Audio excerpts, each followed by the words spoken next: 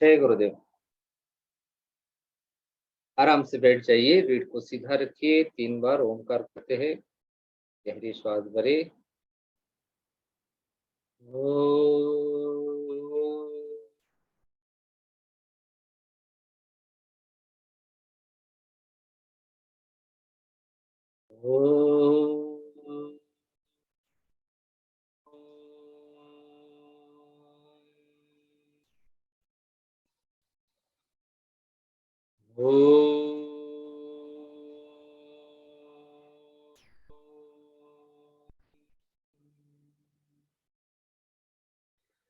सृष्टि स्थिति विनाशानां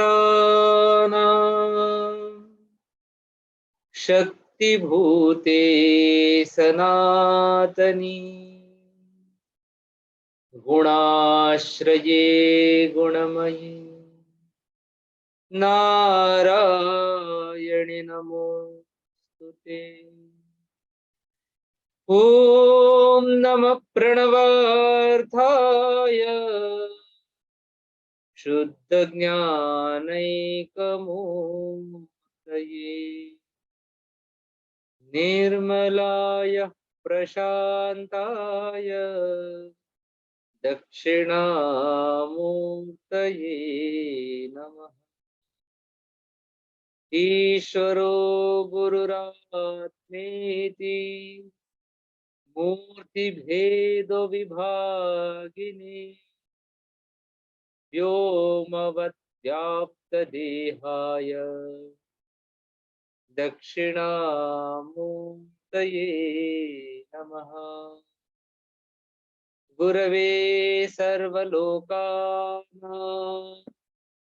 भिषजे भवरोगिणां निधये सर्वविद्यानां दक्षिणामूर्तये नमः।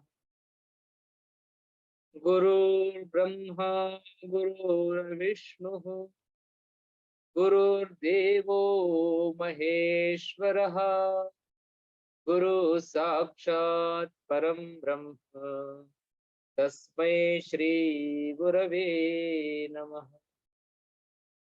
नमस्तस्मै गणेशाय ब्रह्म विद्या प्रदायिने यस्यागस्त्यायते नाम विघ्नसागर शोषणे।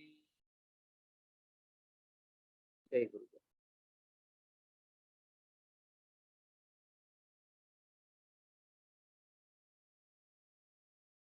तो ललिता सहस्त्रनाम अभी आगे बढ़ते हैं।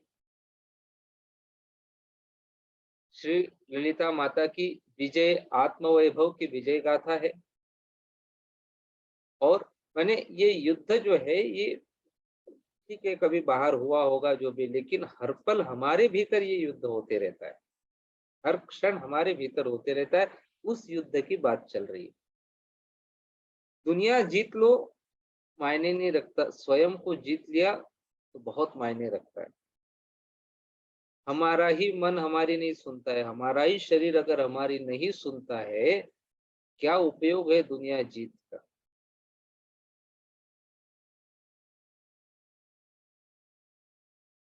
हमको पहले अपना आत्म विजय चाहिए। और ये पूरा शरीर ललिता सहस्त्रनाम में जो इसमें बात कर रहे हैं, भंडासुर वगैरह, ये अपने भीतर की जड़ता, उसके ऊपर विजय पाने का एक साधन है। देवी तत्व के द्वारा हम उसके ऊपर विजय पा सकते, उसी का इसमें वर्णन है। तो ये श्री ललिता माता की विजय आत्मवैभव की विजय गाथा है और भंडासुर का प्राणहरण, अज्ञान, अहंकार और अत्याचार के उन्मूलन का प्रतीक है। हमारे भीतर अज्ञान, हमारे भीतर चढ़ा हुआ अहंकार और हमारे द्वारा अन्य लोगों के ऊपर किए जा रहे अत्याचार। अब आप बोलेंगे हम तो अत्याचार करते नहीं है, जाने अनजाने में देखो हम ऐसे कभी कभी बोलते बोलते ऐसी वाणी निकल जाते, हमको पता भी नहीं चलता, लेकिन आगे का व्यक्ति बहुत दुखी हो जाता है। ये तो अत्याचार ही है। जब जब हमारे से किसी अन्य जीव को कोई नुकसान पहुंचता है, दुख पहुंचता है, ये हमारे द्वारा किया गया पाप ही है, अत्याचार ही है। तो हमारे भीतर का अहंकार, हमारे भीतर की जड़ता, हमारे द्वारा किया गया अत्याचार और हमारे भीतर छाया हुआ अज्ञान, इसके उन्मूलन का प्रतीक है भंडासुर का प्राण हरण। जब तक नश्वर नष्ट नहीं होता तब तक अविनश्वर का आविर्भाव संभव नहीं है। श्री माता की शक्ति आत्मशक्ति है, इसलिए अविनश्वर है। जो जो इस संसार में नश्वर है, वो जब तक खत्म नहीं होता, माने जब तक हम उसके पार नहीं जाते तब तक हम अविनाशी, अविनश्वर को हम अनुभव नहीं कर सकते हैं।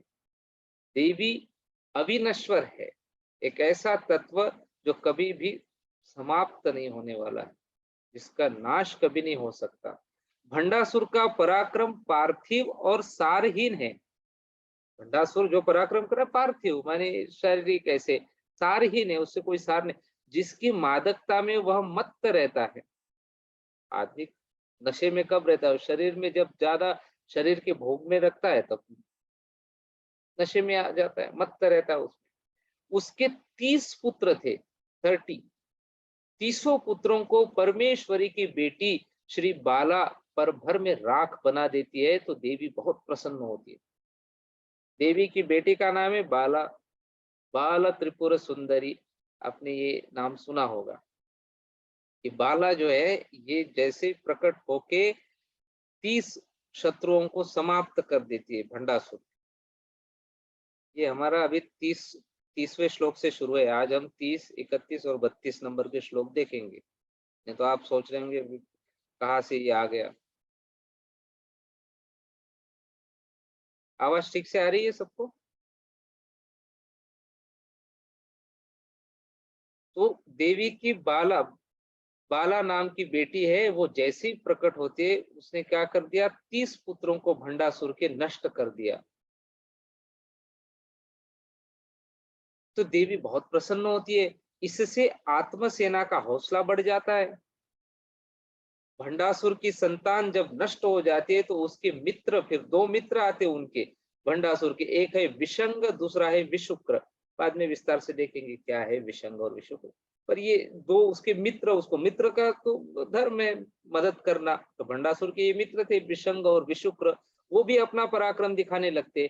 इन दोनों को मंत्रिणी और दंडिनी, जो कल हमने जो परसों बात की थी, मंत्रिणी और दंडिनी, दंडिनी माने वाराही देवी, ये 2 देवियां इन दोनों को समाप्त कर देती है, विशंग और विशुक्र को।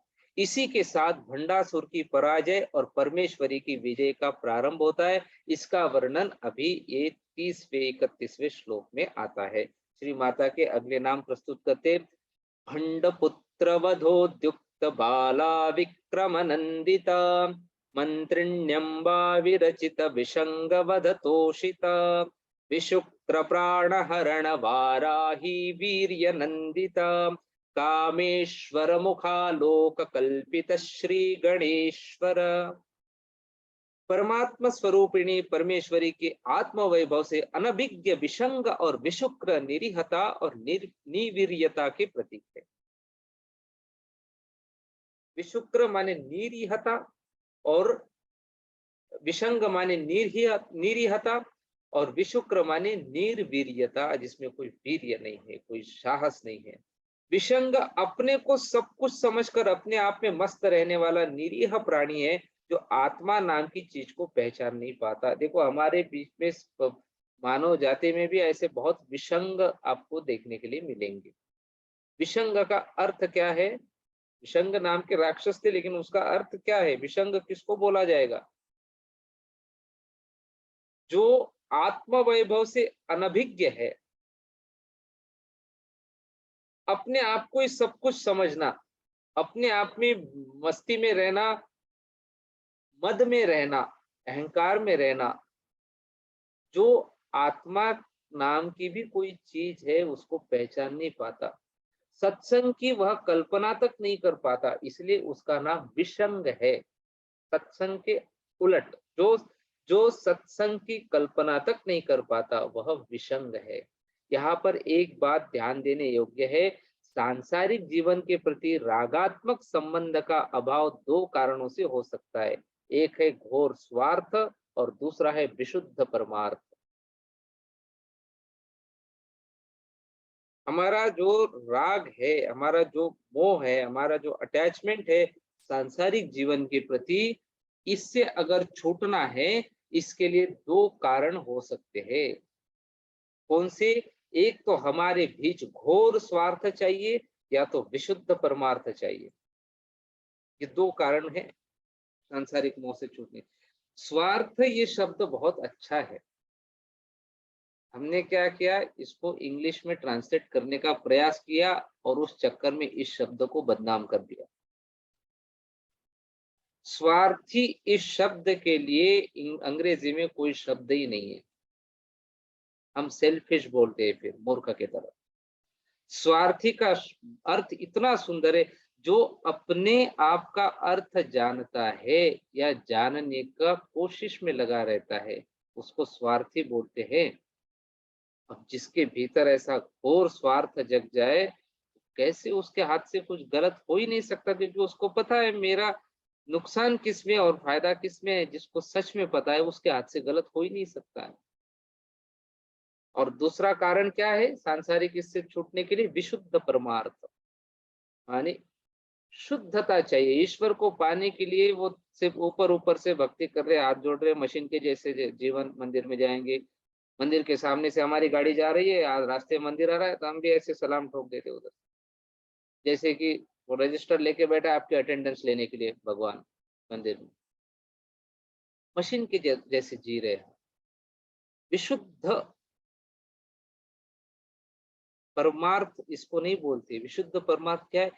तड़प चाहिए भगवान को प्राप्त कर। सिर्फ भगवान किसी ने बोला है, हम मान के बैठ गए, इसको कोई अर्थ नहीं है। अगर भगवान है, हम मानते हैं, तो उसको अनुभव करने के लिए अखंड प्रयास हमारे द्वारा होने चाहिए।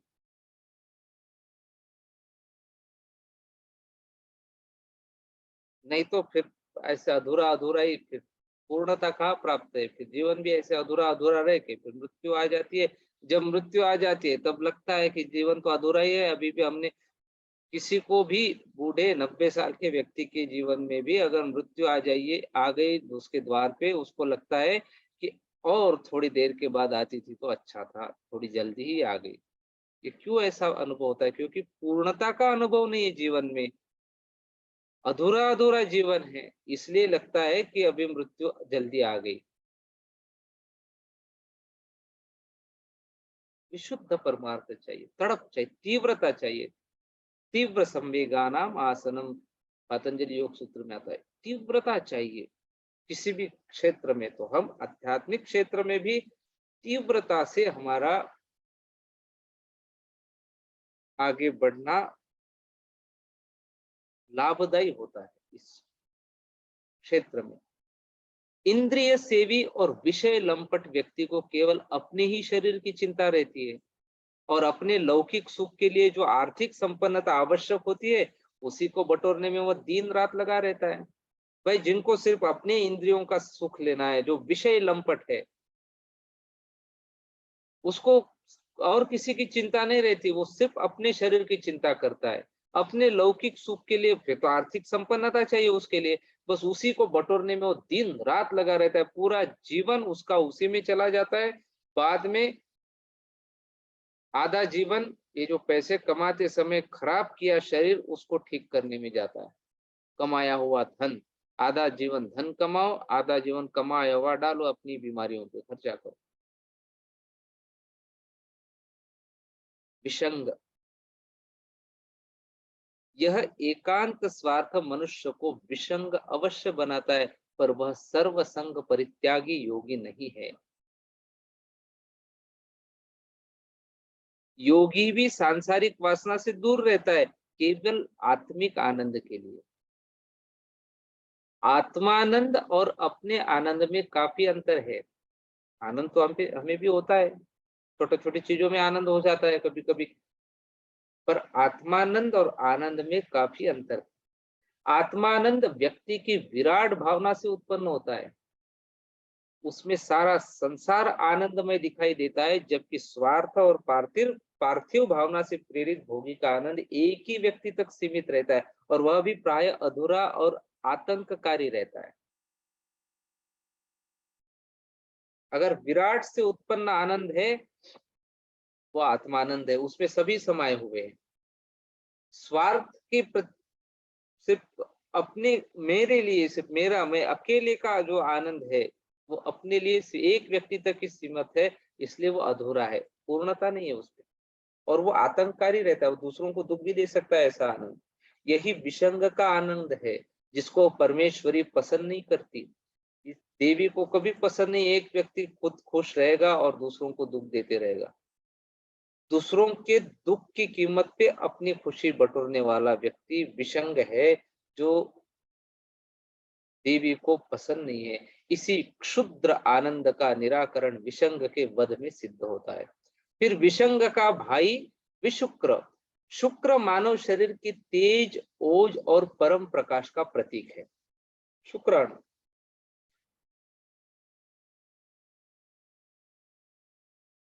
शुक्रमसी तेजोसी, वो मंत्र में आता है ना, वो घी का जब अभिषेक करते देवताओं के ऊपर तब ये मंत्र आता है, उसमें शुक्रमसी तेजोसी। आदि संबुद्धियों में परमेश्वरी की इस परम ज्योति की ओर संकेत मिलता है। परम प्रकाश का यह वरदान प्रत्येक प्राणी को सहज रूप में मिलता है। अंतर केवल यही है कि कोई इसका सदुपयोग करता है तो कोई दुरुपयोग करता है। केवल विषय वासना के उपभोग में अपनी इस शुक्रमत्ता का विनियोजन करने वाले इसके पारलौकिक प्रयोजन से वंचित हो जाते हैं। इसका प्रयोजन पारलौकिक है शुक्र का, लेकिन वासना के उपभोग में उन्मत्त होने की वजह से व्यक्ति उस पारलौकिक प्रयोजन से छूट जाता है। विशुक्र इसी प्रकार का विषय है, जिसके प्राणों का हरण करने वाली शक्ति का नाम है वाराही। वराह श्रेष्ठता का प्रतीक है। अहम इसका मतलब है जिसका हनन नहीं हो सकता। इस प्रकार के अक्षय तत्वों में सर्वश्रेष्ठ है वराह। वराह की विशिष्टता से युक्त देवी शक्ति का नाम है वाराही। विशुक्र नश्वर सुखों में मग्न रहता है, जबकि वाराही अविनश्वर, अक्षय और अलौकिक आनंद प्रदान करने वाली देवी है। वाराही के इस वीर्य और पराक्रम पर परमेश्वरी प्रसन्न होती है। जिस प्रकार वाराही उदात्त भावना से ओतप्रोत अक्षय सुख प्रदान करने वाली देवी विशुक्र की विनाशोन्मुख विषय लालसा को समाप्त कर देती है, उसी प्रकार दुष्टों के साहचर्य में पड़कर सत्संग के लाभ से वंचित विसंग को मननशील व्यक्तित्व वाली मंत्रिणी नष्ट कर देती है। इस प्रकार मंत्रिणी और दंडिनी माने वाराही के द्वारा विसंग और विशुक्र का संहार असत तत्वों के खंडन और सत प्रेरणा के मंडन का प्रतीक है। जब सारी विघ्न बाधाएं समाप्त होती है तो परमेश्वरी परम शिव को देखकर श्री गणेश की सृष्टि करती है।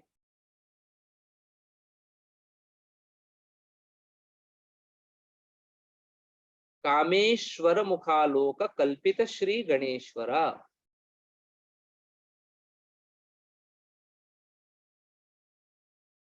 भंडासुर और उसके दोनों भाई विशंग और विशुक्र बाला मंत्रिणी और वाराही के द्वारा नष्ट हो जाते हैं, तो देवी का मार्ग प्रशस्त बन जाता है। आनंद के इन क्षणों में आनंदमय देवी परमानंदमय पति के प्रसन्न और प्रफुल्ल मुखमंडल को एक बार देख भर लेती है, तो सामने श्री गणेश का आविर्भाव होता है।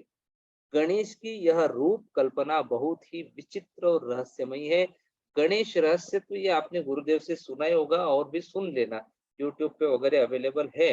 बहुत अद्भुत गुरुदेव ने इसके अर्थ बताए हैं एक एक गणेश जी के बारे में। तो ये गणेश की यह रूप कल्पना बहुत विचित्र और रहस्यमय है। गणेश और कुमार शिव पार्वती की विशिष्ट संतान है, और दोनों का कुमार शिव माने कार्तिकेय, ये विशिष्ट संतान है पार्वती की, और दोनों का आविर्भाव अत्यंत रहस्यात्मक है। शंकर के अमोघ वीर्य से उत्पन्न शिव कुमार माने सुब्रमण्य परम माने कार्तिकेय परम शिव का लाडला बेटा है, तो परमेश्वरी की परम शिव भावनाओं से प्रकट गणेश भवानी का प्रिय नंदन है। भवानी नंदन बोलते। इन्हीं दो विशिष्ट विभूतियों का स्मरण करते हुए गोस्वामी तुलसीदास शंकर सुवन भवानी नंदन, ये आपको तुलसीदास जी की रचनाओं में मिलेगा, हनुमान चालीसा में वगैरह। बड़े मार्मिक तत्व का उद्घाटन करते। श्री गणेश श्री माता का अपना बेटा है, जिसमें परमेश्वर के मुखमंडल की आभा प्रतिबिंबित है। परमेश्वर माने यहाँ शिव, शिव जी का है। और जो शिव कुमार है सुब्रमण्यम स्वामी या कार्तिकेय के आविर्भाव के लिए कम से कम परमेश्वर के वीर्य की आवश्यकता पड़ी, लेकिन महागणेश के प्रकट होने के लिए महेश्वरी का महासंकल्प ही काफी था, और महेश्वर की रूप कल्पना ने इस महासंकल्प को साकार बनाया था। तो महेश्वरी के महासंकल्प की महिमा का ही फल है कि इस महान संकल्प से अभिकल्पित महागणेश सारी विघ्न बाधाओं को अनायास दूर करने में सक्षम हुए। अपने सुपुत्र की इस विघ्न हारिणी विशेषता देखकर परमेश्वरी फूली नहीं समाती। इसी प्रसन्नता और पराक्रम का वर्णन अगले श्लोक में मिलता है। अभी अगले नाम जो है गणेश जी के नाम से उनको, देवी के नाम जाने जाते। 32वें श्लोक में महागणेश निर्भिन्न विघ्न यंत्र प्रहर्षित भंडासुरेन्द्र निर्मुक्त शस्त्र प्रत्यस्त्र वर्षिणी। परमेश्वरी के प्रशस्त मार्ग में भंडासुर नाना प्रकार की विघ्न बाधाएं उपस्थित करने का प्रयास करता है, पर परमेश्वरी सभी बाधाओं के लिए निवारक साधन प्रस्तुत करती है, और उनका प्रिय नंदन विघ्नेश्वर इस महान कार्य में उनका साथ देता है। गणेश यंत्रवत यातनाओं को नियंत्रित करने में समर्थ होते, तो उनकी माता परमेश्वरी अपने प्रतियोद्धा भंडासुर के प्रत्येक शस्त्र का जवाब अपने अमोघ अस्त्रों से देती है। विघ्न यंत्र प्रहर्षिता, यंत्रवत यातनाओं को नियंत्रित करने में श्री गणेश वहां समर्थ है। शस्त्र भौतिक होता है और अस्त्र मानसिक। शस्त्र प्रत्यस्त्र वर्षिणी, शस्त्र प्रत्यस्त्र वर्षिणी। शस्त्र जो है वो भौतिक है और अस्त्र जो है मानसिक है। शारीरिक बाधाओं का शारीरिक बाधाओं का निवारण मनोबल से किया जाता है, और शारीरिक यातनाओं से मुक्त मानस मराल आत्मा की ओर अभियान आरंभ करता है। परमेश्वरी सृष्टि बहुत विलक्षण है। उनके ही हाथ की उंगलियों से नारायण के 10 रूप प्रकट होते हैं। मत्स्य, कूर्म, वराह आदि 10 अवतार देवी की 10 उंगलियों के नाखूनों से प्रकट होते। अब भारत में बोलते हैं कि महिलाओं को कोई स्थान नहीं, ये नहीं, विदेशी लोग हमको, ऐसा नहीं है। देवी की करांगुली छोटी उंगली के नाखून से विष्णु के 10 अवतार निकले हैं, ऐसा आता है आगे के श्लोक में। हम ये कल देखेंगे, आज जो अभी देखा उसके बारे में हम थोड़ा सा और विस्तृत देखते हैं।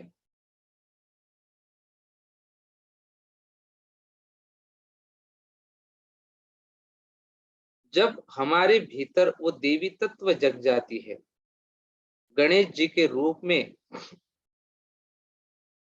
ज्ञान आ जाता है, बुद्धि में जब हमारे प्रकाश पड़ जाता है, तब हमारे भीतर कुछ भी सोया हुआ नहीं रहता। कोई कण ऐसा नहीं बचता जो सोया हो, सब जाग गया होता है, सब रोशन। एक भी कोना हमारे अंतर का अंधकार में भरा नहीं रह जाता, दबा नहीं रह जाता। भीतर बस रोशनी ही रोशनी हो जाती है। हम नहाए हुए भीतर की सूरज की रोशनी में हम अपने शिखर पर प्रतिष्ठित, हम कैलाश को उपलब्ध होते। कैलाश शिखर, जहाँ केवल उल्लास ही उल्लास है। सहस्रार कहा है योगियों ने उसे, सहस्रार चक्र सर्वोच्च। सहस्त्रार में जब देवी को स्थित कर देते हो, वहां तक हमारी ऊर्जा पहुंच जाती है। तो सुधा सारा भी वर्षिणी, हमारे ऊपर फिर अमृत की वर्षा होती है, ऐसी अनुभूति होती है। हमारी आखिरी ऊंचाई चैतन्य की वही है। उसको परमात्मा कहो, परमेश्वरी कहो, समाधि कहो, संबोधि कहो, निर्वाण कहो, मोक्ष कहो, जो कहना है कहो। अंतर नहीं पड़ता शब्दों से, लेकिन भीतर की कुछ सीढ़ियां चढ़नी है। मूढ़ मूर्ख व्यक्ति वही है जो बाहर की सीढ़ियां चढ़ रहा है और बाहर की सीढ़ियों पर भरोसा कर रहा है और सोचता है सीढ़ियों पर चढ़कर मैं चढ़ जाऊंगा। बाहर धन इकट्ठा करता है तो और सोचता है इससे मेरी निर्धनता मिट जाएगी। निर्धनता मिटती है जरूर, पर भीतर का धन खोजना पड़ता है। भीतर है निर्धनता तो भीतर के धन से ही मिटेगी, बाहर के धन से भीतर की निर्धनता कैसे मिटेगी? ऐसा अगर होता था तो सारे अमीर लोग अंदर से भी अमीर हो जाते थे, पर अंदर अंदर तो निर्धन ही निर्धन रहते, इतना बाहर से धनवान होने के बावजूद।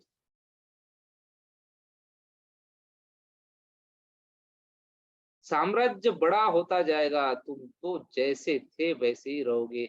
भय है कि कहीं और न सिकुड़ जाओ, क्योंकि साम्राज्य बढ़ाने में हमने आत्मा गंवानी पड़ेगी। साम्राज्य बड़ा करना हो तो हमें चुकाना पड़ेगा मूल्य अपने आत्मा के कतरों से, तोड़ तोड़ कर बांट बांट कर अपने को मिटाना पड़ेगा। पुत्र मेरे है, धन मेरा है, इस प्रकार मूर्ख चिंतारत होता है। मूर्खों की सारी चिंता यही है। अगर मूर्खों की खोपड़ी में उतरो तो यही चीजें दिखती है, धन, पद, पुत्र, मान, प्रतिष्ठा। इनके अतिरिक्त हम कुछ भी नहीं पाएंगे। ऐसा कूड़ा करकट मूड की खोपड़ी में, जैसे म्युनिसिपल का कचरा हो, घर हो जिसमें जन्मों से कोई सफाई नहीं हुई। वह तो अच्छा है कि खोपड़ी में परमात्मा ने खिड़कियां नहीं बनाई, नहीं तो कोई तुम्हारी अ, खोपड़ी में झांक ले तो सब रहस्य खुल जाते थे। अच्छा है हमारी खोपड़ी पैक करके रखी है ईश्वर ने, अंदर क्या कचरा भरा पड़ा है दिखता नहीं दूसरों को। तो ऊपर ऊपर से व्यक्ति मुस्कुराते चले जाते हैं, ऊपर से हम अपने को सुंदर बना लेते हैं। पार्लर जाएंगे, ये लगाएंगे, वो लगाएंगे, ये मेकअप करेंगे और मुस्कुराहटों से ढांक लेते हैं अपने आप को, फूलों से सजा लेते हैं। इससे क्या फायदा? रंगीत लबादों के तले रोज जलती रहे, भूलती रहे। खूब रंगीन कपड़ों में हम अपने को छिपा लेते, शायद दूसरों को धोखा भी हो जाता हो रंगीन लबादों के कारण, हमारा मखमली लिबास के कारण, इन रंग बिरंगे इंद्रधनुषी वस्त्रों के कारण शायद दूसरों को धोखा भी हो जाता हो। लेकिन नहीं, दूसरों को भी न होता होगा, क्योंकि वे भी तो यही कर रहे हैं। हर कोई यही कर रहा है यार, हर एक को। देखो उन्हें भी हमारा गणित पता है।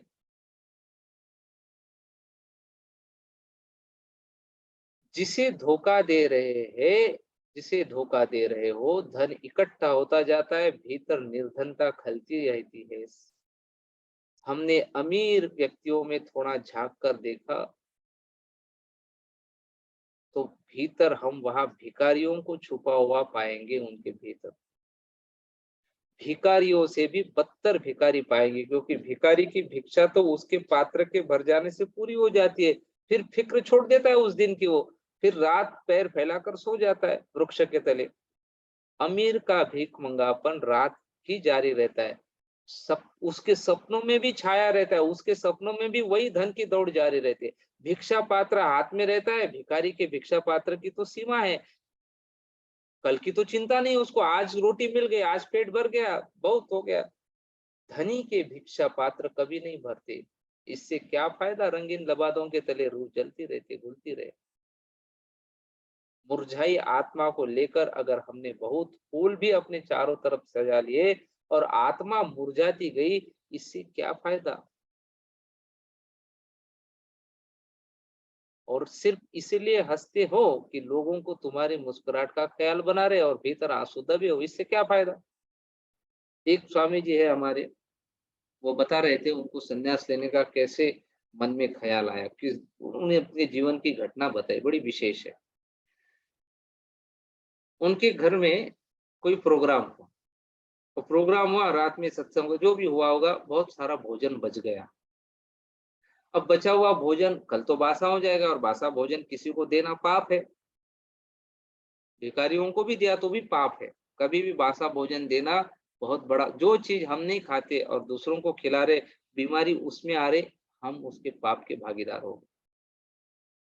तो उसी दिन उस भोजन का जो भी नियोजन था उसी दिन रात में करना था, रात के 11 साढ़े 11 बजे थे। तो उनकी माँ ने क्या किया, दोनों भाइयों को वो लेके स्टेशन पे भेज दिया। तो कई तो भिखारी तुम स्टेशन पे मिल ही जाते, रेलवे स्टेशन पे। उस वक्त तो ज्यादा ही मिलते थे, आजकल संख्या कम हुई होगी। तो ये गए वहां पे, एक व्यक्ति जगा हुआ था भिखारी, उसके पास गए, फिर बोले हमने कुछ भोजन का लेके आए, आप आप खा लो बोले। अच्छा अच्छा भोजन का प्रोग्राम का सब अच्छा ही था, सब मिठाई वगैरह सब। अब उस भिखारी ने जो वाक्य बोला था वो बड़ा विशेष है।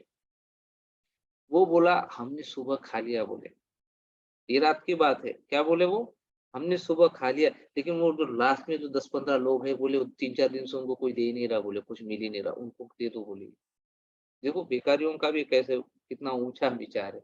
ये भी तो भूखे होंगे, सुबह खाया था, अभी तो दिन भर कुछ मिला नहीं। पर उनको फिक्र किनकी थी, जिनको 2-3 दिन से नहीं मिला है, उनको आप दे दो। तो ये भाव देख के इनको लगा, देखो भाई इसके पास कुछ भी नहीं, फटे कपड़े में ये बैठा है, इसको कोई चिंता, इसको कोई गारंटी भी नहीं कल मिलेगा कि नहीं, फिर भी ये आज दूसरों की इतना माने दूसरों के प्रति इतना उसके संवेदना है। और हम देखो सब कुछ होने के बावजूद हम सोचते ही नहीं किसी के बारे में, बस मेरा मेरा अपना, मैं की रट लगाते रहते। तो ये घटना से उनके मन में इतना प्रभाव हो गया, उन्होंने संन्यास लेने की ठान ली।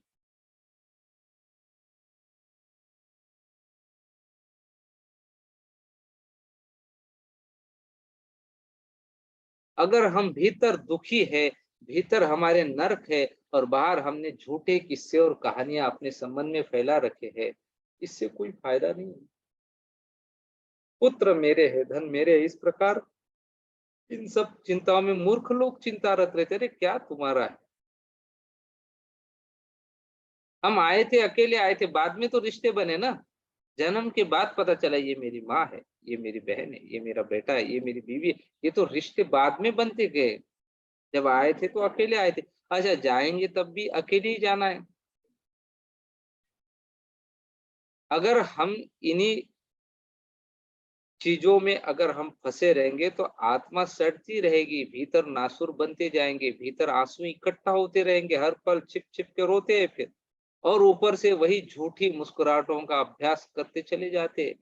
किसे धोखा दे रहे हैं हम अपनी ही जिंदगी के साथ बड़ा खेल करते, किसी और को ये धोखा नहीं है, ये आत्मघात है, ये आत्महत्या है एक प्रकार की।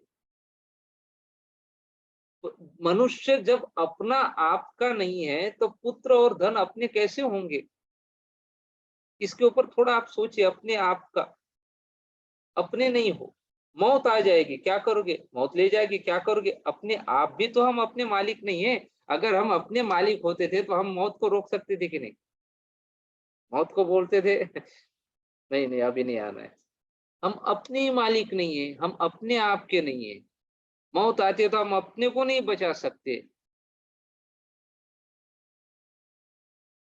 जन्म हो गया ठीक, मौत आ गई ठीक, अपने भी तो हम मालिक नहीं है। इस स्थिति में हम और किसके मालिक होने के पागलपन में पड़े हैं। पति सोचता है पत्नी का मालिक है, पति शब्द का मतलब ही मालिक होता है। अपने हम मालिक नहीं, किसके पति होने के पागलपन में पड़े हैं। कल एक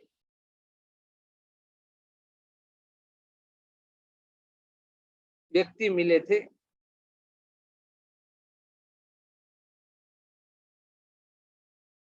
बोले मुझे अधिकारी बनना है, बड़ा अधिकारी बनना है। ठीक है बड़ा अधिकारी बनो, पहले खुद पे तो अधिकार जमाओ, खुद के तो स्वामी बनो।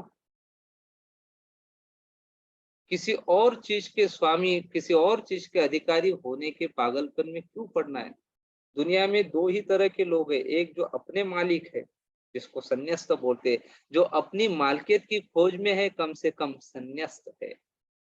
जिन्हें कम से जिन्हें कम से कम ये समझ में आ गया कि और कोई मालकियत काम के नहीं, सब मालकियत धोखे के, चीखते रहो चिल्लाते रहो मेरा मकान, मकान यही पड़ा रह जाता है, हम चले जाते हैं मेरा मकान कहाँ लेके जा रहे हैं, फिर साथ में तो अकेले ही जाना पड़ता है। रिश्तेदार भी कहाँ तक आते हैं आपके, स्मशान तक आते हैं। लकड़ियां भी आपकी स्मशान तक ही साथ देती है, वहां जला दिया कि सब वापस लौट जाते हैं अपने घर, अपना अपना। जो हमारा नहीं है वह हमारे साथ नहीं जा सकेगा, वही हमारे साथ जाएगा जो हमारा है। उसको ही खोज लो जिसके हम वस्तुतः मालिक है, उसी को देवी का सदधर्म कहते हैं।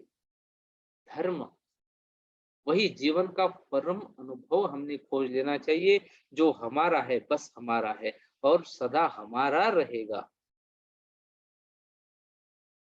अपने ही अपने नहीं है हम, अब किसके और दावेदार बने।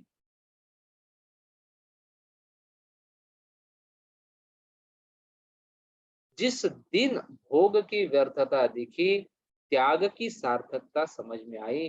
जिस दिन से त्याग की सार्थकता समझ में आ गई, उसी दिन से श्वास एक सुख चैन से भर गई है।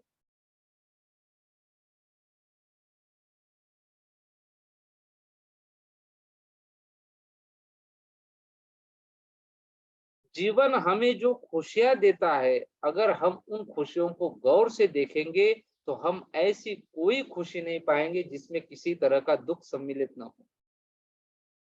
इसके ऊपर सोचिए, जीवन के द्वारा आपको जो जो सुख मिला है उसके साथ दुख आया कि नहीं।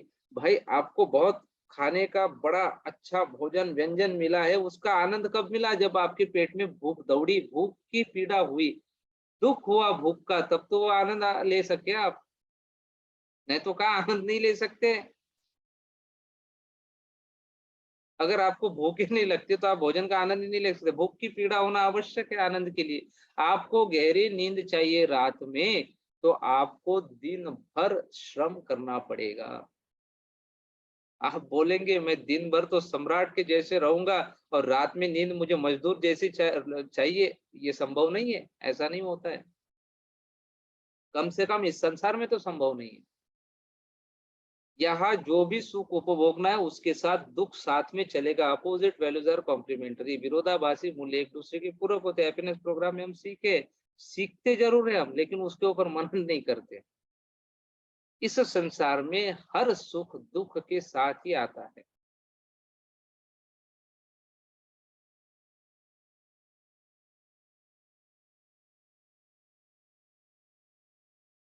और ऐसी खुशी भी क्या खुशी है जिसमें दुख है जिसके साथ। ऐसा अमृत क्या अमृत जिसमें विष है, जहर सम्मिलित है। ऐसी जिंदगी भी क्या जिंदगी जिसमें मौत सम्मिलित हो। पर एक ऐसी खुशी है जो बुद्ध पुरुषों ने, जो महात्माओं ने, जो ब्रह्म ज्ञानियों ने, ऋषियों मुनियों ने जानी, जहाँ श्वास श्वास एक परम आनंद से भर जाती है, एक निगूढ़ आनंद से भर जाती है। लेकिन वह तभी जब त्याग का अर्थ हमें समझ में आ जाए। भोगी है वह इकट्ठा करने में लगा है, त्यागी वह है जिसे यह समझ में आ गया कि अपने ही होना है, अपनी ही मालकियत खोजनी है। दूसरे की मालकियत की खोज भोग है, अपनी मालकियत की खोज त्याग है। पुत्र मेरे है, धन मेरा है, इस प्रकार मूड चिंतारत होता है। परंतु मनुष्य जब अपना आप नहीं, तब पुत्र और धन अपने कैसे होंगे। उस आदमी का साथ मत करना, जो करना है उससे बचना। मूर्ता छूत की बीमारी है, भाग खड़े होना मूर्खों से। छूत पता है ना, मैंने एक दूसरे से फैलने वाली बीमारी। अकेले होना बेहतर है, अकेले ही चल लेना। लेकिन मूर्खों का साथ संगत कभी नहीं रखना, अन्यथा गर्दन में चट्टान की तरह पड़ जाती है ये मूर्ता। अपनी ही मूर्ता डुबाने को काफी है, और दूसरों की मूर्ता का संग साथ मत कर लेना।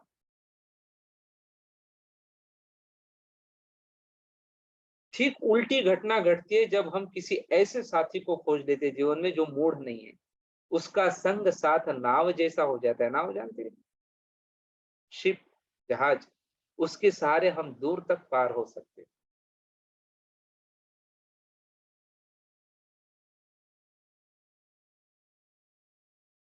जो मूढ़ अपनी मूढ़ता को समझता है वह पंडित, जो मूढ़ अपनी मूढ़ता को समझता है वह इस कारण पंडित, जिसने जान लिया कि मैं मूढ़ हूं, उसके पांडित्य का प्रारंभ हुआ। जिसने जाना कि मैं अज्ञानी हूं, ज्ञान की पहली किरण फूटी, ज्ञान वहां से शुरुआत हुआ। जिसने समझा कि मैं अंधकार में हूँ, प्रकाश की तरफ उसकी अभिप्सा की यात्रा शुरू हुई। जिसने जाना कि मैं बीमार हूँ, वह औषधि की तलाश में निकल ही जाएगा। प्यास को पहचान लिया, सरोवर को खोजने से कैसे बचोगे? हाँ, खतरा तो तब है जब हम प्यास को प्यास नहीं जानते, फिर तो सरोवर का कोई सवाल ही नहीं। सरोवर शायद आग के सामने भी हो तो चूक जाओगे। मूर्खों की खूबी है कि वे अपने को पंडित समझते। हजारों लोगों के निकट, हजारों लोगों के जीवन में झांकने का हमको मौका मिल रहा है। ट्रैवल करते रहते इधर उधर, इनमें हमने यही देखा है कि जो स्वयं को पंडित समझ लेते हैं, उनसे मूर्ख और दूसरा कोई नहीं।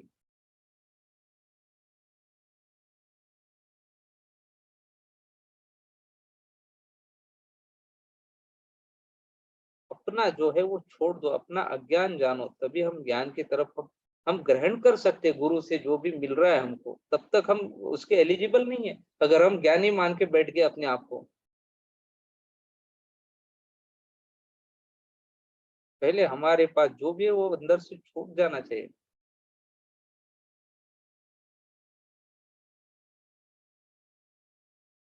तो अपनी मूर्ता को जो समझता है वही सही मायने में पंडित है।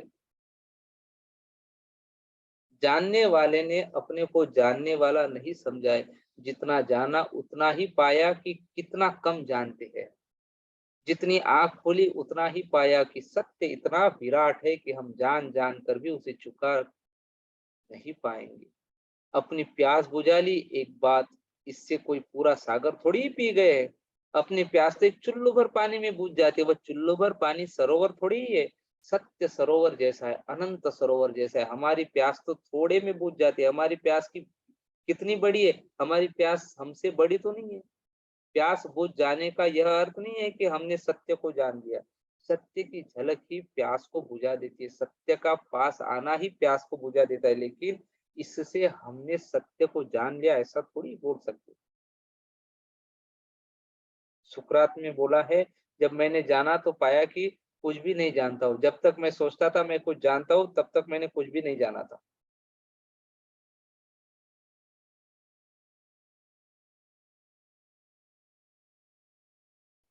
एक यूनान में एक देवी का मंदिर है, डेल्फी बोलते हैं। वहां की देवी जो है वो घोषणाएं करती थी। कोई वर्ष में कुछ विशेष दिनों पर, वर्ष के कुछ विशेष विशेष दिनों पे लोग पूछते थे, देवी से उत्तर आते थे। किसी ने यह भी पूछ लिया भीड़ में कि इस समय यूनान में सबसे ज्यादा ज्ञानी पुरुष कौन है? तो देवी ने कहा कि सुकरात। लोग गए और उन्होंने सुकरात से कहा, सुकरात ने कहा कहीं कुछ भूल हो गई है। अगर तुम कुछ वर्षों पहले ऐसी खबर लेकर आते हो तो मैं भी स्वीकृति दे देता था, लेकिन अब नहीं दे सकता। अब मैं थोड़ा थोड़ा जानने लगा हूं। मैं तुमसे कहता हूँ कि मुझसे बड़ा अज्ञानी कोई भी नहीं है। तुम जाओ, देवी को कहो कि सुधार कर ले अपने आदेश में, अपनी घोषणा में। घोषणा में कहीं चूक भूल हो गई है। तो वो लोग वापस गए, उन्होंने देवी को कहा कि कुछ भूल हो गई है माता आपके, क्योंकि सुकरात खुद इनकार करता है। तो हम किसकी माने, तुम्हारी माने या उसकी माने? वह खुद ही कहता है कि मैं कोई शानी ज्ञानी नहीं है, मैं अज्ञानी हूँ, मुझसे बड़ा अज्ञानी कोई भी नहीं है। तो देवी ने कहा, इसलिए तो उसे इसलिए तो उसे ज्ञानी कहा। मेरे वक्तव्य में और सुकरात के वक्तव्य में कोई विरोध नहीं है। इसलिए तो उसे ज्ञानी कहा कि उससे बड़ा ज्ञानी अब कोई भी नहीं है, क्योंकि उसे अपने अज्ञान का पता हो गया। अज्ञान का पता अहंकार का अंत है। भंडासुर की मृत्यु क्या है? हमारे भीतर का अहंकार और अज्ञान समाप्त हो जाए। जिस क्षण अज्ञान का पता हमारे भीतर चलता है, सबसे पहले तो अहंकार का अंत हो जाता है। अहंकार के लिए सहारा चाहिए, धन का, पद का, त्याग का, ज्ञान का। ज्ञान आखिरी सहारा है। जब सब सहारे छूट जाते तब भी ज्ञान का टेका लगा रहता है। आखिरी सहारा जब गिरता है ज्ञान का भी, तो अहंकार विसर्जित हो जाता है। उसी क्षण हम नहीं रहते, बूंद सागर हो जाती है। फिर हमारा अस्तित्व कहाँ है?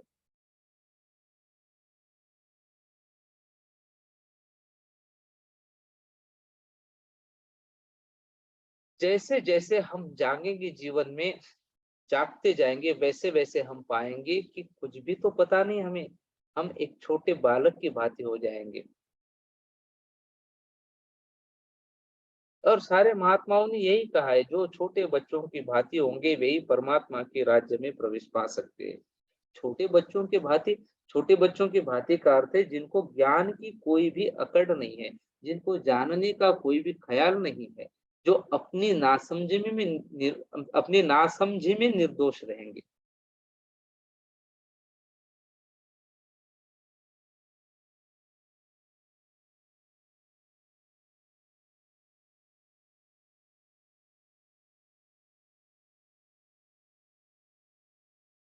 तो अज्ञान का पहले हमको स्वीकार करना पड़ेगा, तभी हम ज्ञान की तरफ कदम बढ़ा सकते हैं। मैं अज्ञानी हूँ, और भीतर भीतर सोचना, यही मैं अज्ञानी हूँ, ये ज्ञानी का लक्षण है, ये ज्ञानी का लक्षण। लेकिन ज्ञानी को इसका पता नहीं होता।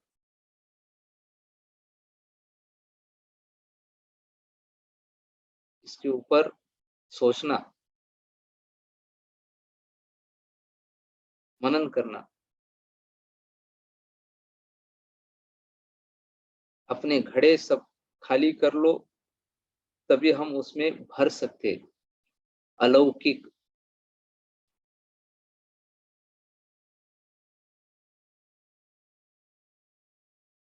पृथ्वी आकाश एक लगे, आत्मा परमात्मा से संबंध हो जाए, यही निर्वाण का, मोक्ष का लक्षण है।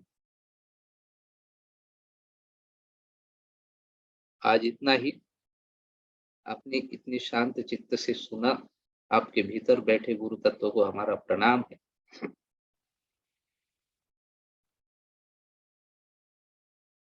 देवी के गुणों का वर्णन कितना भी करे, वो लिमिट नहीं है उसमें, अनंत है।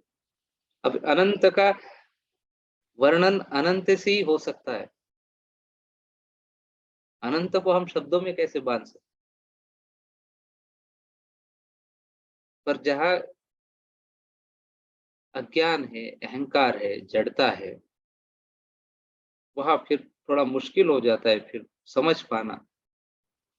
आत्मा जैसी भी कोई चीज है, आत्मा की तरफ बढ़ने का इच्छा ही उधर रहता नहीं है, जब इन चीजों से, इन कूड़े करकटों से हम भर जाते हैं।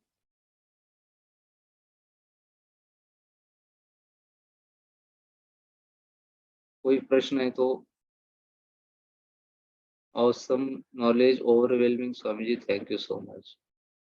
Super knowledge, thank you Swami ji, excellent knowledge. इसके अलावा प्रश्न बोलिए।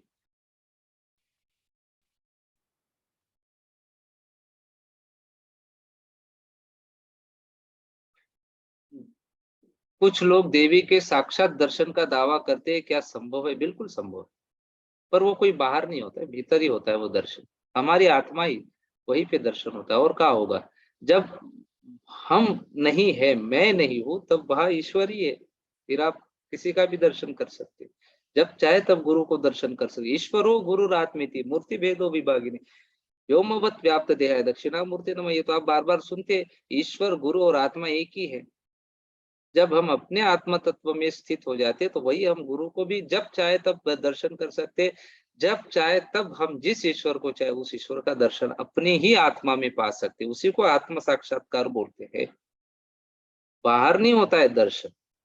द्वैत में दर्शन नहीं होता, अद्वैत में दर्शन होता है।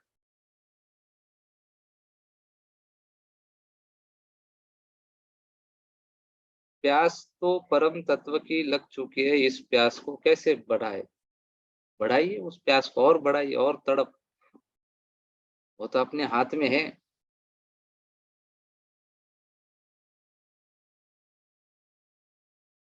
हैप्पीनेस प्रोग्राम में यह बताते हैं कि हमारे माता पिता से प्रेम करने का तरीका अलग होता है, पति पत्नी का प्रेम करने का तरीका अलग होता है, भाई बहन का तरीका अलग होता है। एक ऐसे प्रेम की कल्पना करो जो इस सब का मिश्रण है, जो व्यक्ति जैसा हो वैसा प्रेम करो, तो इसमें दोनों बातें एक जैसी हो।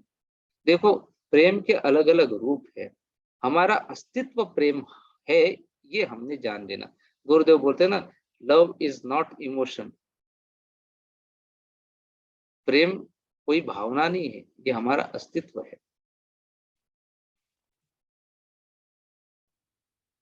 हमारा अस्तित्व प्रेममय बन जाए, हर कोई हमारे सानिध्य में कंफर्ट वो महसूस करना चाहिए।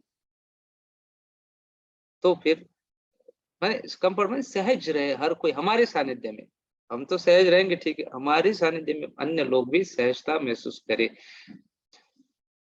जिससे मिलने से कोई व्यक्ति अपने आप को छोटा महसूस नहीं करता है, वह व्यक्ति बहुत बड़ा है। समझ रहे? अगर आपसे कोई व्यक्ति मिलने के बाद अपने आप को छोटा महसूस नहीं करता है, क्षुद्र महसूस नहीं करता, इसका मतलब आप बहुत बड़े हैं। हमारा अस्तित्व कैसा चाहिए? हमारे साथ जो भी मिलता है उसको भी लगना चाहिए मैं दिव्य हूँ, मैं गुरु का प्रिय हूँ, मैं ईश्वर का हूँ। ये भाव आपके प्रेजेंस में वो लगना चाहिए, औरों को वो भाव आना चाहिए। ये प्रेम है। फिर उस प्रेम को आप अलग अलग रिश्तों में लगा सकते हैं, भाई का प्रेम, बहन का प्रेम, सब बच्चों का। आपके साथ उपनयन ऑनलाइन कर सकते हैं, उपनयन ऑनलाइन नहीं होता है, ऑफलाइन ही होता है। हर्षी जी, आप जहाँ से हो वहीं पे ऑर्गेनाइज करिए। आपको कुछ गाइडेंस चाहिए तो चैतन्य जी के साथ कांटेक्ट कर लीजिए। अभी तो 19 तारीख को सोलापुर में हो रहा है, बाद में 28 तारीख को इसी महीने में अंबरनाथ मुंबई में हो रहा है, अंबरनाथ योग। फिर नवंबर में नवी मुंबई में हो रहा है, फिर मुलुंड मुंबई में होगा उसी महीने में। तो आप अगर आसपास है तो वहां आके कर लीजिए, या तो जहाँ है वही ऑर्गेनाइज कर। कभी कभी गुस्सा आ जाता है, क्या करे, सजग हो जाइए। सजगता बढ़ी, दुर्घटना घटी। जैसे जैसे सजगता आपके भीतर बढ़ते जाएगी, क्रोध नष्ट होते जाएगा। ये चक्र दो रूप में प्रकट होता है, ज्ञान चक्र है ना या आज्ञा चक्र, ये दो रूप में प्रकट होता है। क्रोध और माने हमारी जो ऊर्जा है यहाँ दो रूप में प्रकट होती है, क्रोध और सजगता। अगर सजगता बढ़ गई, क्रोध वहां नहीं रहेगा। सजगता पूर्ण क्रोध, जहां पूर्ण सजगता के साथ आपने क्रोध किया, वहां क्रोध ला अंतिम क्रोध है आपके जीवन का। वो सजगता पूर्ण क्रोध, क्रोध करना गलत नहीं, सजगता के साथ करना। देवी अंगात येते का अलग विषय है, कभी बात करेंगे। बहुत मूल्यवान ज्ञान मिला। अच्छा, ओवर थिंकिंग होता है तो क्या करे? ओवर थिंकिंग होता है तो क्या करे? मत करो। ओवर थिंकिंग होता है जब पता है कि मैं ओवर थिंकिंग कर रहा हूँ, मत करो। क्या होगा? ज्यादा से ज्यादा मरेंगे ही ना। आज या तो कल मरना ही है वैसे भी, आप चाहो या मत चाहो। क्यों ना अभी इस सत्य को मान ले, क्यों इसको बाद में, फिर बाद में मुश्किल जाता है फिर स्वीकार कर। अभी स्वीकार कर लो, इतने लोग मर ही रहे सब, हम भी मरेंगे कभी तो। विचार चिंता किस बात की करना है? अपने आत्म तत्व की चिंता करो। करना है चिंतन, करना है तो परमेश्वर की चिंता करो, ईश्वर की चिंता करो। अगर हम रात्रि का ब्रेड एनिमल को क्या देते हैं तो क्या पाप नहीं? हाँ, रात्रि का ब्रेड नहीं, आपको रोटी बोलना होगा। विदेश में होंगे तो ब्रेड देते हैं। ठीक है, रात का रोटी दे सकते हैं, प्राणियों को दे सकते हैं। मनुष्य को आपने बासी चीजें नहीं खिलानी। If nothing is our, why we feel we lose everything when we lose our loved thing? How to come out of this grief of losing someone? यही तो अटैचमेंट है, मोह है। संगात संजायते काम, कामात् क्रोधोऽभिजायते, क्रोधात् भवति सम्मोह, सम्मोहात् स्मृति विभ्रमः। संग करने से फिर सम्मोह होता है। सम्मोह माने मोह होता है, वह अटैचमेंट, राग। सम्मोहात स्मृति विभ्रम, फिर हमारी स्मृति में भ्रम होने लगता है कि यही सब कुछ है, इसी से मेरा चल रहा है। स्मृति भ्रंशात बुद्धि नाशो, बुद्धि नाशात प्रणश्यति। फिर स्मृति में जब भ्रम आने लगता है, तब हमारे बुद्धि का नाश होता है, बुद्धि चलती नहीं है फिर। भ्रम होने लगते हैं ना बुद्धि में, अरे देखो मेरे तरफ हंसे नहीं, स्माइल नहीं दिया, ये नहीं किया, ऐसे नहीं किया, मुझे ये नहीं दिया, मैंने इतना जीवन लगा दिया इनके लिए, मुझे पूछते भी नहीं। ये सब बातें कब आती है? भ्रम, बुद्धि के भ्रम में मान लिया था अपना है। बुद्धि नाशात, फिर श्रुति भ्रंशात बुद्धि नाश हो, इससे हमारी बुद्धि का नाश होता है। जिसकी बुद्धि का नाश हो गया, बुद्धि नाशात प्रणश्यति, जिस व्यक्ति के बुद्धि का नाश हो गया, बुद्धि माने मति देवी है, उसका बस अगर हमारे ऊपर नहीं रह गया, तब हम प्रणश्यति माने वह व्यक्ति अपनी स्थिति से गिर जाता है। दूसरे अध्याय में गीता के ललिता सहस्रनाम के पहले श्री विद्या की दीक्षा जरूरी है। श्री विद्या की क्या जरूरत है? अभी तो इतना विस्तृत आप जान ही रहे, सब फिर बाद में बताऊंगा मैं चैंटिंग कैसे करना ललिता सहस्त्र, तड़प कैसे बढ़ाए, तड़प कैसे बढ़ाए, सोचते रहिए उसके ऊपर। आपको सुनते समय नींद आती है जबकि मैं आपको सुनना चाहती हूँ, क्या करे? कोई बात नहीं, दो चार शब्द सुन ले, उसी के ऊपर मनन करे तो काफी है। My daughter is 14 years. She is trying to follow the path, doing kriya, listening to knowledge, etc. But when in school, she feels lost. She feels lost as it is totally different. How can I guide her as she gets demotivated? वही तो बताना है उसको, दुनिया से थोड़ा सा अलग देखो। पाथ फॉलो करना माने संसार से अलग होना नहीं है। संसार तो ऐसा है ही, या द्वंद है इस संसार में, अच्छा भी है बुरा भी है। उसको इस मार्ग में आना माने बस इतना बोलो कि थोड़ा समय अपने लिए निकालना, बाकी कुछ नहीं। हम बोलेंगे ये करो, ये साधना करो, उस सत्संग में जाके बैठो, जप करो, ये करो, उसी में हम समझते हैं कि आध्यात्मिक मार्ग में लग गया है व्यक्ति। ऐसा नहीं है। आध्यात्मिक मार्ग में लगने थोड़ा समय अपने लिए निकालना, एक आध घंटा थोड़ी देर बैठे ध्यान कर लिया, प्राणायाम कर लिया, जो भी है अपने लिए। बाकी जितना एंजॉय करना उसको बोलना, अलग नहीं रहना अन्य लोगों, दोस्तों में वगैरह, सब घुल मिल के रहना, सब कुछ एंजॉय करना, नाच गाना खाना पीना सब। फिर 24 घंटे में 1 घंटा सिर्फ अपने लिए निकालना, तो क्या है फिर वो बैलेंस होता है। नहीं तो बचपन से अगर ये भावना सब डालते जाएंगे तो उनको क्या लगता है मैं अलग हूँ, और फिर वही अहंकार को पोषण होता है।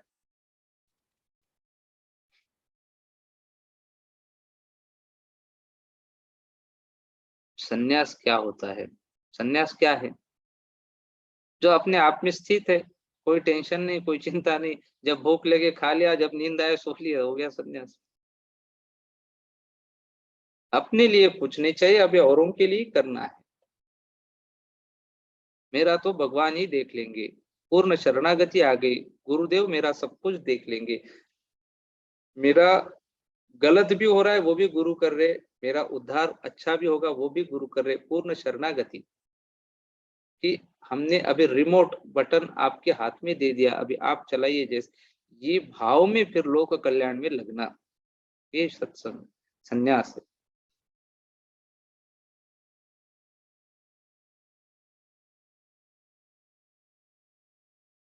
अगर फैमिली में इग्नोरेंट लोग हैं और रिस्पॉन्सिबिलिटीज नहीं लेते हैं, सिर्फ ब्लेम करते हैं, और ऐसा बार बार होता है, ऐसी स्थिति में खुद को कैसे संभाले? How to save mind at any cost and not want to entangle with them? Priyanka ji, family में इग्नोरेंट लोग है, छोड़ो, हम दूसरों को क्यों आपको चिंता करना है, आप अपना देखो।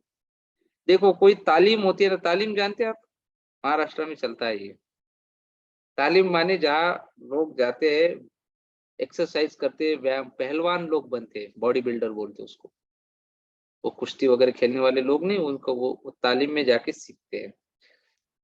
अब जनरल व्यक्ति और तालीम में जाने वाले व्यक्ति में शरीर में फर्क दिखना चाहिए कि नहीं? अगर वो तालीम में जा रहा है तो उसके शरीर में वो दिखना चाहिए, वो मजबूत, उसके दंड इतने बड़े बड़े, सब उसका शरीर ऐसा मजबूत दिखना चाहिए। ऐसे ही हम अगर इस मार्ग में लगे हैं, भक्ति के मार्ग में, हमारे भीतर हमारे वृत्तियों में भी वो फर्क दिखना चाहिए लोगों को, हमारे भीतर वो प्रेम दिखना चाहिए, हमारे भीतर वो आनंद दिखना चाहिए, हर पल कैसे हम हर स्थिति को स्वीकार करके कैसे खुश रहते, ये सब लोगों ने ऑब्जर्व करना चाहिए, हमारे फैमिली मेंबर्स ने, बाहर के छोड़ो। अगर हमारे में कोई फर्क नहीं दिखता है तो बाकी लोग फिर सुनते नहीं है फिर हमारा। ये शाश्वत सत्य है। हमारा तभी सुना जाएगा जब हमारे में, बच्चे ही नहीं सुनते अपने, अगर हम में कोई फर्क नहीं दिखता है तो। बच्चे भी बोलते, बहुत घर पे मैंने सुना है, अरे ये तो रोज क्रिया करते हैं, बोलते माँ इसको तो इतना गुस्सा आता है, झगड़ते रहते, बोले। अब बताओ, लोग ऑब्जर्व करते रहते हैं, निरीक्षण करते रहते हैं। हम यहाँ आध्यात्मिक इसमें औरों के बारे में पहले सोचो ही मत, पूरा फोकस अपने ऊपर रखो। कैसे हम अपने आप को बेहतर बनाए, कैसे हम अपने व्यक्तित्व को और निखारते जाए, अपने आप बाकी सब ठीक हो जाएगा। फैमिली में इधर उधर सब, ये तो सब रहना है, उसी द्वंद के बीच हमको रहना है। उसमें ना कोई उपाय है, ना वहां से आप भाग सकते हैं। अच्छा, भागेंगे भी तो कहाँ जाएंगे? संसार से निकल के संसार में ही तो जाएंगे, आकाश में तो नहीं जाएंगे। तो इसी द्वंद के बीच में रहते हुए हमको अपने आप को कैसे और आगे निकलते जाना है, और ऊंचा उठाना है हमारी चैतन्य आत्मा को, उस बारे में हमने सोचना चाहिए। तो आज के लिए इतने काफी है, बाकी हम प्रश्न तो बहुत हैं। कल देखेंगे, यही प्रश्न कॉपी पेस्ट कर देना कल आप लोग अपने अपने।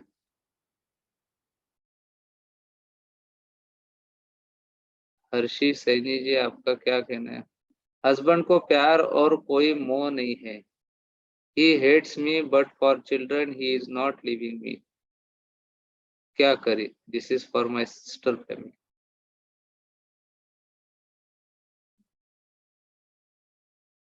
ठीक है, नहीं है प्यार तो नहीं है। क्यों हमने भिखारी क्यों बनना है? क्यों हमको अपेक्षा है, प्रेम चाहिए? नहीं है। अब आपका पूरा लक्ष्य बच्चों के विकास पे लगा दीजिए, है ना? स्थितियां बदलती है, वैसे ही नहीं रहती है। हमारी तरंग ऐसे बनाओ कि हमसे लोग प्रेम करना लग जाए। थोड़ा दूर भी रहो।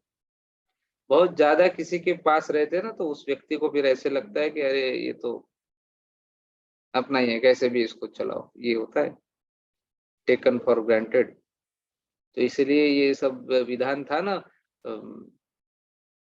रक्षाबंधन के समय वगैरह, वो 1 महीना मायके चली जाती थी बीवी, कि 1 महीना बिल्कुल दूर रहना। तब तो फोन वोन कुछ रहता ना, तब चिट्ठियां लिखते थे, बड़ा प्रेम भरा पत्र रहते थे उस वक्त। तो ऐसे ही हमने थोड़ा दूर रहना चाहिए। हम बहुत ज्यादा अगर हम ये कर रहे हैं, बहुत ज्यादा वो प्रेम होकर भी अगर ज्यादा भी दिखावा हो गया हमारी तरफ से प्रेम, वो भी आगे के व्यक्ति का वो ग्रहण करने की क्षमता अगर नहीं है ना, तो वो दूर भागेगा। प्रेम भी लिमिट में ही देते आना चाहिए, वो भी स्किल है। आप अपना साधना कीजिए, ज्ञान में रहिए, बच्चों के ऊपर पूरा फोकस रखिए। कोई चिंता नहीं, स्थितियां बदलती है।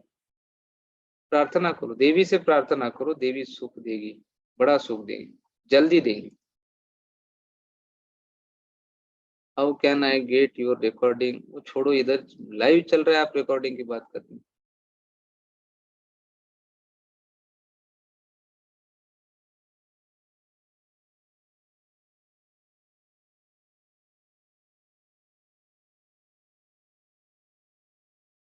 चलो, आज के लिए काफी है। अभी थोड़ा सा एक छोटा सा ध्यान करते हुए, 2 मिनट का ध्यान करेंगे, आंखें बंद कर लीजिए।